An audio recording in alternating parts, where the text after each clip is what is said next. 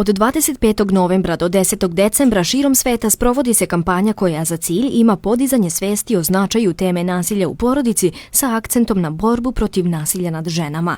U znaku narandžaste boje koja označava veru da će u narednim godinama biti manji postotak nasilja nad ženama, aktivistkinje Ženskog centra Užice i pokreta Generacija promene pripremile su na platovu ispred Užičke gimnazije niz aktivnosti i radionica kojima su zainteresovane informisale o prepoznavanju i vidovima nasilja nad ženama. Mlade srednjoškolke deo su projekta Generacija promene, koji je već nakon godinu dana napravio velike pomake u podizanju svesti o pomenutoj temi kod mladih. Razlog našeg okupljanja je 16 dana aktivizma, zato što ne zna se, ali mnoge žene trpe nasilje i mislim da treba da se obrati pažnja na to. I moj razlog zašto se učlanila ovdje je baš da bi podigli svijest o nasilju.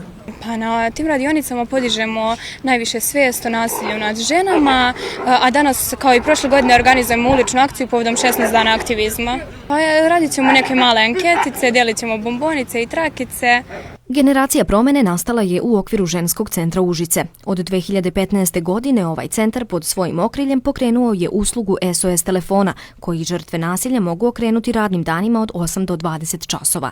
Poziv na broj 0800 333 445 je besplatan, po izboru anoniman i krajnje poverljiv. Koliko je psihosocijalnu pomoć i podršku potražilo žena od početka ove godine? Ono što mi je važno da kažem jeste da je ta brojka, kada posmatramo našu statistiku, slična iz godine u godinu. Od početka godine 2025. pa zaključno sa 31. oktobrom imali smo između 700 i 800 poziva. Na SOS telefon to nisu različite žene, neke žene su pozivale više puta, otprilike u proseku je to oko 80 različitih žena. Što se tiče konkretno prijava nasilja policiji, to je, da kažem, veoma specifično zato što prosto mi taj podatak ne možemo direktno da imamo mi kao ženski centar, ali svakako mi žene motivišemo i osnažujemo da nasilje prijave, a da prethodno sa njima napravimo bezbedonosni plan. Također mi je važno da kažem da su sa nama ovdje danas ispred Užičke gimnazije predstavnici policijske stanice u Užicu koji pružaju podršku i da kažem zajedno sa nama su tu kako bi pružili, da kažem, i bili deo ove velike kampanje. Pozivom na broj 0800 333 445 dobijaju se i informacije o pravima žrtve i procedurama za zaštitu od nasilja. Zanimalo nas je i koliko je to javnost u Užicu zapravo informisana o vidovima nasilja, prepoznavanju i prevenciji istog.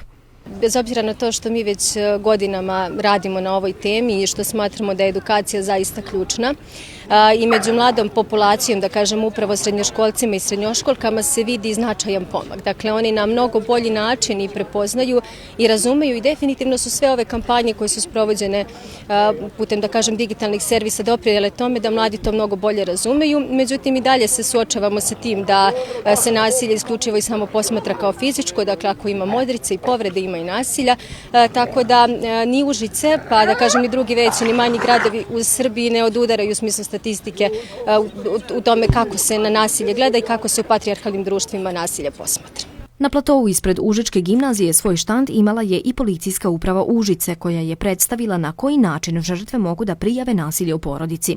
Skeniranjem QR koda na promo materijalu otvara se prezentacija koja korak po korak objašnjava kako policija postupa po prijavi nasilja.